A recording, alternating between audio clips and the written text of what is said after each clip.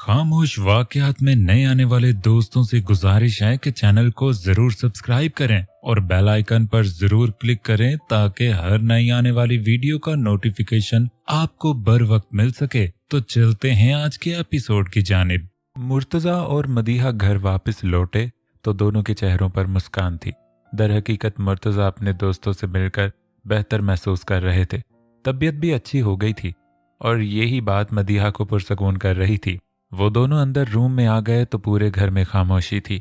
रात के 2 बज रहे थे। ऑफ कोर्स सबने अपने कमरों में ही होना था।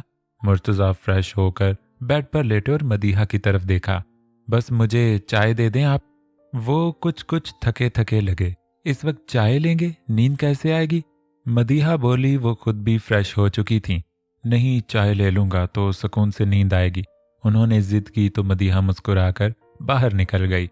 मुर्तजा के दिमाग में एक बार फिर से समीर उतर आया तो चेहरे के तासरात बदल गए।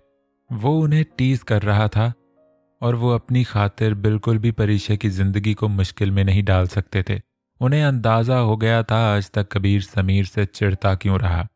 अचानक उन्हें उसकी परसों की बात याद आई जिसमें उसने फोन पर उनका एक प्लॉट था डिफेंस में जो सालार और कबीर को काफी पसंद था और इन दोनों की ही उन्होंने तोहफा लेकर दिया था, मगर खुद से अलग वो किसी को नहीं होने देते थे। तभी सारे भाई भी आज उनके साथ थे। वो प्लाट समीर ने मांगा था कि वो परीक्षा के लिए इस प्लाट पर घर बनवाना चाहता है। वो प्लाट उन्हें अपने बच्चों से ज्यादा कीमती नहीं था, मगर फिर भी इस प्लाट को उसके हवाले करते सोचना उन्हें बिल्कुल अच्छा नहीं लग रहा था। दिमाग में सिर्फ इतना था कि हो सकता है वो अपना मुंह बंद रखे। पैसा मिलते रहने से तभी वो उठे और जल्दी से अलमारी खोलकर कबर्ड चेक की। सेव में ताला लगा था। वो जानते थे मदीहा चाबियां कहाँ रखती है। तभी उन्होंने वो चाबी निकालकर दराज खोल लिया। वहां कई जरूरी पेपर्स थे और वो कभी खुद से इन चीजों को छूते नहीं थे। बस मदीहा को कह देते, वो सब कुछ जो वो चाहते थे निकाल कर दे देती। उन्होंने वहां पड़े कागजात को बाहर निकाल लिया और चेक करने लगे। उस प्लाट के पेपर्स पर नजर पड़ी तो उन्होंने वो पेपर्स अंदर रखना चाहे बिना देखे तो उनमें से कुछ पेपर्स नीचे गिर गए। मुर्तजा ने झुककर वो नीचे गिरे पेपर्स उठाने चाहे तो जमीन पर हॉस्पिटल के पेपर्स बिखरे देखकर उनके माथे पर अचानक बल डले और उन्हें वो दिन याद आया जब आज से पहले भी ये पेपर्स उनकी नजरों के सामने आए थे। पेपर्स पर आयत का नाम लिखा था। वो ताज्जुब से इन पेपर्स को इकट्ठा करके रिपोर्ट्स देखने लगे जो पॉजिटिव थी। बिना डेट देखे वो सोच में आ गए कि आरिज ने ये पेपर्स अपने कमरे में क्यों नहीं रखे। वो सर झटक कर दोबारा पेपर्स अंदर रखते कि नजर डेट पर चली गई और उन्हें लगा उनके कदमों तले जमीन खिसक गई हो। वो डेट आयत और आरिज की शादी से 3 माह पहले की थी। उन्होंने अपने हाथ में मौजूद फाइल्स को तो वहीं छोड़ दिया। फाइल जमीन पर जा गिरी। पेपर्स उड़कर इधर उधर बिखर गए जबकि वो 2 पेपर्स को हाथ में रखे तवज्जो से उनको पढ़ रहे थे जिसमें आयत के मां बनने की खबर थी और ये खबर शादी से पहले की थी। उनके लिए ये शौक था इतना बड़ा कि वो बेड पर बैठते चले गए। मदीहा ये सब जानती थी और उन्हें कुछ नहीं बताया। यानी उनके बेटे ने किसी लड़की की इज्जत बर्बाद कर दी थी और उसके बाद सुकून से उससे शादी कर ली कि उसका ये गुनाह छुप जाए। यानी आयरज ने आयत से इसलिए शादी की थी। दचके उनके जहन पर मुसलसल लग रहे थे और इस खेल में उनकी बीवी शामिल थी। वो जानती थी आरस की इस हरकत को। उनका गला सूखने लगा। मदीहा चाय की ट्रे लेकर अंदर दाखिल हुई मगर मुर्तजा को स्टिल बैठे देखकर वो कुछ समझ नहीं सकी। ना ही नींद के बायस उनकी तवज्जो उन पेपर्स पर गई जिसको मुर्तजा बैठे घूर रहे थे। उन्होंने चाय का कप साइड पर रखा और उनके पास आई तो नजर पेपर्स पर गई और उनके कदम मुर्तजा से 3 कदमों के फासले पर ही रुक गए। उनको अपने वजूद में वाज़े लर्जिश महसूस हो रही थी। मुर्तजा ने सर उठाकर मदीहा की तरफ देखा। आंखों में बेयकीनी थी, जिनका सर झुकया था। वो बिना कुछ कहे उठे और कमरे से बाहर निकल गए। कदमों में तेजी थी। मदीहा की जान सूखने लगी। अनहोनी का एहसास जागा। क्या होने वाला था वो उनके पीछे भागी। मुर्तजा, बात सुने, अब इस बात का कोई फायदा नहीं, वो दोनों शादीशुदा हैं। मदीहा ने उन्हें एहसास दिलाना चाहा जबकि वो मदीहा से मुखातिब नहीं हुए। सीढ़ियां चढ़कर वो दूसरी मंजिल पर आरिस के रूम के बाहर आ गए। मुर्तजा, प्लीज बात सुने, इस बात को यहीं खत्म कर दे, आयत की इज्जत का सवाल है। मदीहा उनका हाथ पकड़ने लगी, जबकि उन्होंने मदीहा का हाथ झटक दिया। आरिज, वो दरवाज़ा बचाते धाड़े। उनकी आवाज़ की ललकार से मदीहा को खौफ महसूस होने लगा। वो जल्दी से नीचे भागी थी, कबीर के कमरे की तरफ। नहीं, इन्हें सालार के पास जाना चाहिए था पहले, क्योंकि वो उन्हें हैंडल कर सकता था। वो ऊपर जाती या नीचे? वो ऊपर भागी तो सालार अपने पोर्शन में नहीं था। वो वहीं से नीचे दौड़ी, तब तक मुर्तज़ा जैसे दोबारा दरवाज़ा तोड़ देने का इरादा रखते थे। आरिज, वो चिल्लाए। मदीहा कबीर के कमरे की तरफ भागी और उसका दरवाज़ा पीटने लगी। कबीर, भीगते खौफजदा लहजे में वो उसे पुकारना चाह रही थी। दूसरी तरफ आरिज हड़बड़ा कर उठा, उसे बाबा की आवाज़ आ रही थी। आयत भी उठकर बैठ गई। दोनों ने एक दूसरे की तरफ देखा और आरिज बाबा की आवाज़ पहचान कर जल्दी से अपनी शर्ट पहनकर अपने हुलिये को ठीक करता दरवाजे की तरफ बढ़ा, और आयत ने भी जल्दी से खौफ को संभाला था। जब तक वो ठीक नहीं हुई, आरिज ने दरवाज़ा नहीं खोला, और जैसे ही आरिज ने दरवाज़ा खोला, मदीहा सूखे पत्ते की तरह कांपने लगी, क्योंकि मुर्तज़ा का थप्पड़ आरिज के मुंह पर दरवाज़ा खुलते ही लगा था, और ऐसा थप्पड़ जिससे आरिज एकदम पीछे हुआ था। लड़खड़ाकर अचानक पूरे घर में दो औरतों की चीख उभरी, मदीहा और आयत की। कबीर ने भी दरवाज़ा खोला। मम्मा, वो परेशानी से माँ को देखने लगा। कबीर, तुम्हारे बाबा? वो रोने लगी। क्या हुआ है बाबा को? वो जल्दी से बाहर निकला, पीछे नैन भी निकली, मगर बाहर का मंजर कदरे मुख्तलिफ था। आरिज उस थप्पड़ को समझ नहीं सका। उसने बेयकीनी से बाप की तरफ देखा, जिसने उसके मुंह पर वो पेपर्स मार दिए। उसकी निगाह जमीन पर फैले पेपर्स पर गई। इतने घटिया हो तुम! उन्होंने चिल्लाते हुए आरिज का गिरेबान पकड़कर बाहर फेंका। तुमने अपने घर में नकब लगाई। आरिज एक लफ्ज नहीं बोला था, जिसके बाद मुर्तज़ा ने उसको खींचकर लात मारी। गुस्से से उनका चेहरा फटने को था। आयत एकदम चिल्लाई। वो उसके आगे आना चाहती थी, पेपर्स देख चुकी थी, खौफ से वो भी लरस गई। जबकि कबीर ये मंजर देखकर ऊपर भागा था। बाबा! वो आया और आरिज को मारते मुर्तज़ा को उससे दूर किया। आरिज बिल्कुल खामोश था। क्या कर रहे हैं आप? कबीर ने उनको दूर किया। बस चुप! वो उंगली उठाकर आंखें निकालते कबीर को बोले।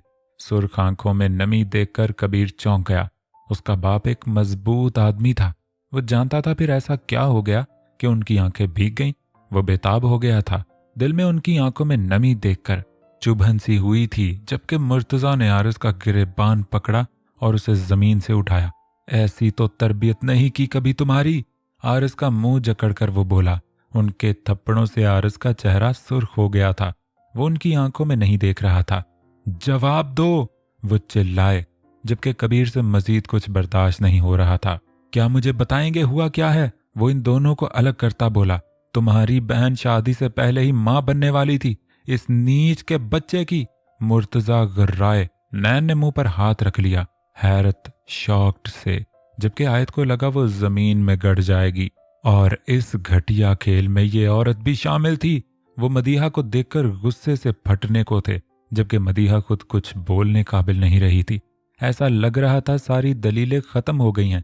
कबीर हैरत भरी नजरों से आरिज को देखने लगा, जिसकी नजर एक पल के लिए भी ऊपर नहीं हुई थी। मुर्तज़ा नफी में सर हिलाते वहां से नीचे उतरने लगे, जबकि अचानक आरिज की आवाज गूंजी। मैं आयत को पसंद नहीं करता, और ना ही उसके साथ कभी रहना चाहता था, और ना ही अब रहना चाहता हूँ। बहुत अच्छा हो गया जो ये बात खुल गई। इतने अरसे से बस इन्हीं पलों का इंतजार कर रहा था। मैं पाकिस्तान से बाहर जाना चाहता हूँ, और जब ये घड़ी आ गई है तो आप लोगों को बता दूं, कल रात की मेरी फ्लाइट है। अगर ये बात ना भी खुलती तो मैं यहाँ से चुपचाप निकल जाता, लेकिन जबकि सब पर बात खुल गई है तो मेरा फैसला भी सुनते जाएं। हो सके तो आखिरी बार देख लें मुझे। मुर्तज़ा की तरफ सुर्ख नजरों से देखता वो बोला। मुर्तज़ा की आंखों में जुनूनियत नजर आ रही थी, जैसे अभी वो उबल कर बाहर निकल आएंगी। आरिज उनकी नजरों में देखकर जान ही नहीं सका कि ये बात उन पर किस तरह असरअंदाज हुई है। जबकि ये बात बोलते हुए तो उसे ये भी नहीं पता चला कि वो जो उस पर दिलो जान हारी बैठी है, उसकी क्या हालत होगी। सबको गोया सांप सूंघ गया। कोई एक लफ्ज भी मुंह से नहीं निकाल सका था। आरिज मुर्तज़ा की तरफ देखता रहा, जैसे जी भरकर आज ही देख लेना चाहता हो। मुर्तज़ा चुप खड़े थे। एकदम शोर थम गया था। आरिज ने कदम पीछे लिए। न जाने किसी ने देखे थे या नहीं, ये जो मुर्तज़ा अपनी आंखों से देख रहे थे, वो सच था? आरिस कमरे में गया। दरवाजे में जमीन पर ढेर हुई आयत को उसने देखा। कदम उसके हाथों के पास रुक गए। इतनी गहरी खामोशी थी कि सिर्फ दिल की मध्यम मध्यम पड़ती धक धक की आवाज रह गई थी। आरिस ने हल्क में जैसे अपना ही खून उतारा था और अंदर चला गया।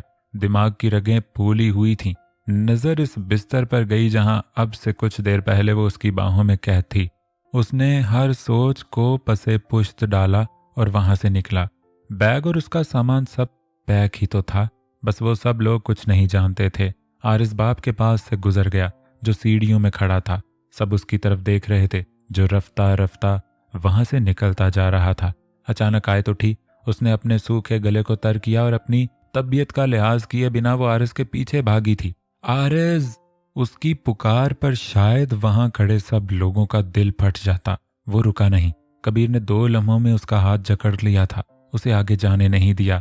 आरिस, मैं आपके बिना कैसे रहूंगी? आरिस, मैं ताया अब्बू को मना लूंगी। आरिस, रुक जाएं, मेरे साथ इतना बड़ा जुल्म ना करें। आरिस! उसकी चीखों से नैन की हिचकियां बंध गईं। आरिस वहां से निकल गया था जबकि मदीहा एकदम जमीन बोस हुई। वो बेहोश हो गई थी। कबीर माँ को देखता या बहन को? शिद्दत तलब से सालार के पोर्शन की तरफ देखा था।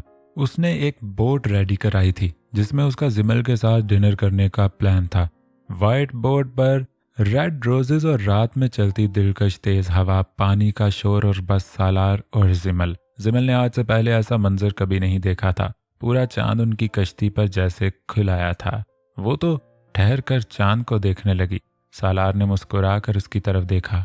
मगर क्या मसला था? बार बार उसका दिल मुड़कर घर की तरफ करे जा रहा था। यहाँ आने से पहले तो ऐसा कुछ नहीं हो रहा था। वो खुश था। जिमल के लिए ये सब करके एक तरह वो अपनी लापरवाही पर ली जाने वाली गलती की तलाफी कर रहा था और वो भी जैसे सब भूलकर इस माहौल में मगन हो गई थी। वो एक हसीन रात जिसमें उससे बातें करके वो उसके साथ गुजारना चाहता था, मगर क्यों उसका दिल इस माहौल में खुद को एडजस्ट नहीं कर पा रहा था। 2-1 बार उसने कोशिश की वो फासले पर खड़ी जिमल के पास जाए, उसका हाथ थामे, मगर ना वो ऐसा कर सका और ना ही उसका दिमाग घर पर से हट रहा था। दिल में अजीब धड़का सा लग रहा था। वो बिलाकर जिमल के पास आ गया। वो तेज हवा में सर पर गाउन की हाफ शाल रखे उड़ते बालों की लटों से बेपरवाह मुस्कुराकर चांद को देख रही थी। तुम्हें डर नहीं लगा मेरे साथ आने पर? सालार का संजीदगी में लिपटा सवाल सुनकर जिमल ने चौंक कर उसकी तरफ देखा। नहीं, बस एक लफ्ज में बात खत्म कर दी। क्यों? सालार ने उसका हाथ पकड़ लिया। मालूम नहीं, वो बस इतना ही कह सकी, मुझे डर लग रहा है। सालार के मुंह से निकलने वाले लफ्जों पर जिमल ने चौंक कर उसकी तरफ देखा। उसकी आंखों में अजीब सी बात थी। जितनी बार वो इस आदमी से मिली थी उसने उसे नडर बेखौफ पाया था, यानी जो वो कर रहा हो वो सब संभालने की ताकत रखता हो। कैसा खौफ? जिमल खुद नहीं जानती थी वो उससे इतना नॉर्मल कैसे बात कर रही है। और उसके परेशान होने पर सालार के हाथ पर उसकी पकड़ अपने आप मजबूत हो गई। घर चले? सालार ने उसकी तरफ देखा। उसने बिना किसी तरद्दुद के सर इस बात में हिलाया। सालार ने भी सर हिलाया, उसके गाल पर हाथ रखा और बोट को दोबारा मोड़ ली। ये एक छोटी सी झील थी जो बहुत खूबसूरत थी। जिमल उसके पास ही खड़ी हो गई। सालार चुप था। वो नहीं जानती थी क्या हुआ है। सालार और वो बोट से निकले तो सालार का फोन बजने लगा। उसने जिमल का हाथ पकड़ा हुआ था। दोनों गाड़ी में सवार होने वाले थे। कहाँ है भैया? जैन की रोती आवाज पर उसका दिल जो पहले से बैठा जा रहा था एकदम डूबा। तुम ठीक हो? रो क्यों रहे हो? सालार बेचैनी से पूछने लगा। उसके लिए तो वो अपनी जान भी दे देता। उसकी आंख में एक भी आंसू कहाँ बर्दाश्त था। भैया, मामा गिर गई हैं, प्लीज आप हॉस्पिटल पहुंचे। जैन ने बस इतना कहा। सब खैरियत है? जिमल ने पहली बार उसके हाथ पर हाथ रखा। मालूम नहीं, कह रहा है मम्मा को चोट लग गई है। वो बेहद फिक्रमंद था। जिमल ने उसकी हालत ऐसी पहले नहीं देखी थी। ये तो उसे गुस्सा आता या बस वो अपने रिश्तों के लिए जज्बाती हो जाता था। उसने ये 2 जज्बे उसमें बेहद पाए थे। जिमल ने दरूद पढ़ना शुरू कर दिया। दिल में वो उसकी परेशानी देख नहीं पा रही थी। दोनों घर 20 मिनट में पहुंचे थे। जिमल झिझक रही थी मगर सालार को परवाह नहीं थी। उसने जिमल का हाथ पकड़ा और दौड़ता हुआ घर के अंदर दाखिल हुआ। वहां सब घर वाले मौजूद थे। जिमल ने जल्दी से उससे हाथ आजाद करा लिया। वो इसी डर में थी कि सब क्या सोचेंगे, जबकि बाकी सब तो बिलकती आयत की तरफ मतवज्जे थे। हाँ, अलबत्ता अफशीन ने नफरत से उसकी तरफ देखा था, जिससे वो नजरें चुरा गई। वो खुद भी परेशान सी सालार के पीछे हुई थी। क्या हुआ है? सालार आयत के नजदीक पहुंचा। भैया भैया, आरिस को ले आए। मैं कैसे रहूंगी उनके बिना? मेरे पास तो कोई नहीं है उनके सिवा। भैया उन्हें ले आए। उनसे कहें मैं उनकी बच्ची नहीं संभाल सकती, अकेले उन्हें ले आए। वो फूट फूट कर रोती सालार के सीने से लग गई, जबकि नैन परीशे अमल भी मुसलसल रो रही थीं। सालार ने आयत को पकड़ा हुआ था। उसने नैन की तरफ देखा, शहाब चाचू की तरफ देखा, जो कि सोफिया को कुछ बनाने का कह रहे थे। हुआ क्या है? बिलाकर उसका जब्त जवाब दे गया, मगर आयत की वही रट थी, जबकि सब मुंह पर कुफल लगाए हुए थे। भाग गया तुम्हारा भाई इस मासूम बच्ची को छोड़कर, जिसके साथ तो कभी किसी ने अच्छा नहीं किया, न बाप साथ रहा, और अब तो शौहर भी चला गया। अफशीन ने ही जवाब दिया। सालार की आंखें हैरत से फैली, जबकि आयत बेहोश हो गई। ये अल्फाज उसका दिल चीरने के लिए काफी थे। आयत, सालार ने उसके गाल थपथपाए, जबकि जिमल पलट कर किचन की तरफ भागी। वो अब भी गाउन में ही थी। आयत, नैन परीशे अमल, तंजीला सब आयत के गिर्द थीं, जबकि जिमल जो पानी का गिलास लाई थी वो पीछे हटा। कुछ उसकी कंडीशन की वजह से भी उसे महसूस हुआ। बाबा कमरे में हैं, क्योंकि चाचू वगैरह बाहर तो कोई नहीं था। वो जल्दी से रूम में दाखिल हुआ तो बाबा खामोश बैठे थे। बाबा, वो उनके नजदीक आया। मैं अकेला रहना चाहता हूं, उन्होंने सबसे कहा, जबकि सालार से बोले भी नहीं। सालार भाई उठकर बाहर चले गए, जबकि उसने कौन सा उठकर जाना था। अपनी माँ के पास जाओ पहले, उसे जरूरत है तुम्हारी, मुर्तजा मजबूत लहजे में बोले। मम्मा को क्या हुआ है? सालार पूछने लगा। वहीं जाकर देख लेना। वो उठकर स्टडी में चले गए, जबकि सालार घिन चक्कर बन गया था। कोई उसे कुछ बताने के लिए तैयार नहीं था। उसने बाहर की तरफ कदम उठाए। अब उसे कबीर ही कुछ न कुछ बता सकता था। तभी वो गाड़ी लेकर जैन को नंबर मिलाता हॉस्पिटल की जानिब बढ़ा था, जबकि आयत की फिर से चीखें और रोने की आवाजें सुनकर वो इग्नोर करके आगे बढ़ा था। वो हॉस्पिटल के कॉरिडोर में भागता हुआ दाखिल हुआ। ब्लैक शर्ट जिसके ऊपरी बटन खुले थे, जबकि कफ चढ़े हुए थे, ब्लैक ही पैंट और बूट में वो एकदम वो सबकी तवज्जो खींच गया। ऑफ कोर्स वो एक एक्टर मॉडल था, मगर इससे पहले लोग उसकी तरफ बढ़ते, उसके पीए और गार्ड्स ने उसे प्रोटेक्शन दी थी, और वो कबीर और जैन की तरफ बढ़ा। दोनों चुप खड़े थे, उसकी सांसें फूल रही थीं। कहाँ है मम्मा? वो फूलते सांसों में परेशानी से पूछने लगा। स्टिचेस लग रहे हैं, सर फट गया है उनका, कबीर ने बताया, जबकि उसने अंदर जाना चाहा। रहने दो, कबीर ने रोक लिया। हुआ क्या है ये सब? सालार की शक्ल बता रही थी कि अब अगर उसे नई पहेली मिली तो वो फुट पड़ेगा। आयत प्रेग्नेंट थी शादी से पहले से। कबीर ने सबसे बड़ी खबर दी थी। सांसें फूलनी बंद हो गई थी एकदम ही। आरिस के बच्चे की माँ वो शादी से पहले ही बनने वाली थी, और इस बात का इल्म मम्मा को भी था, और बाबा को आज पता चला रिपोर्ट्स देखकर। बाबा ने आरिस पर हाथ उठा दिया और काफी मारा है उसको, और आरिस ने कहा कि वो आयत से सिर्फ शादी का ढंग कर रहा था। वो आयत के साथ नहीं रहना चाहता, ना वो आयत को पसंद करता। वो ये मुल्क छोड़कर जाना चाहता है, और कल रात की उसकी फ्लाइट है। अच्छा हुआ उसके बकौल के ये बात खुल गई, और वो रोती हुई आयत को छोड़कर चला गया। जबकि मम्मा एकदम गिरी तो टेबल से सर टकरा गया। एक सांस में कबीर ने उसको सब कुछ बता दिया। एक के बाद एक शॉक लग रहा था उसे। वो हैरानगी से कबीर को देख रहा था। दिमाग ठीक है? ये क्या फिल्म है? वो एकदम हाइपर हुआ। यही हकीकत है, कबीर ने कहा। तभी डॉक्टर ने आकर बताया कि स्टिचेस लग गए हैं। वो तीनों बेताबियों से अंदर बढ़े। मदीहा इन तीनों को देखने लगी, और अचानक वो फूट फूट कर रो दी। चेहरे पर हाथ रखे वो बुरी तरह सिसक रही थी। आरिज ने बहुत तकलीफ दे दी सबको। वो सिसकने लगी। जैन ने मदीहा को प्यार किया और उन्हें अपने साथ लगा लिया। कबीर और सालार यूं ही खड़े थे। नाराज होना तुम दोनों भी मुझसे? मदीहा उनकी तरफ देखने लगी, जबकि जैन की शर्ट को सख्ती से जकड़ रखा था। सबसे पहले वहां से कबीर निकला था, और उसके पीछे सालार भी निकल गया। पीछे मदीहा मजीद शिद्दत से रो दी कि जैन ने उन्हें सख्ती से सीने में जकड़ लिया था। वो दोनों बाहर निकलकर एक दूसरे से भी नहीं बोले थे। ना जाने ये बात ऐसी थी कि कोई कुछ बोलने काबिल नहीं रहा था। दोनों अलग अलग गाड़ियों में सवार हो गए, जबकि कबीर तो वहां से निकल गया। सालार अलबत्ता जैन का वेट कर रहा था कि मम्मा को घर लेकर जाना।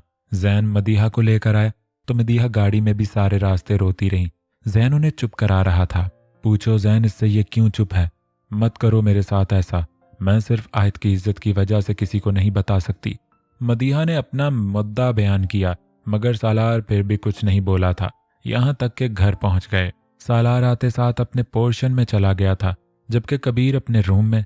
मदीहा को जैन उनके कमरे में ले जाने लगा।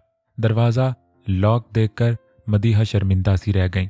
मम्मा, आप मेरे रूम में चलें। नैन जिमल भी ये मंजर देख चुकी थी। जिमल अपना लिबास भी तब्दील कर चुकी थी। नैन और जिमल मदीहा को जैन के रूम में ले गए। वो तीनों परीशे अमल भी वहीं थीं, जबकि बाकी सब भी कुछ कुछ देर बाद बैठकर उठ गए। अलबत्ता आयत को नींद की गोलियां दे दी थीं, क्योंकि उसकी हालत संभल ही नहीं रही थी।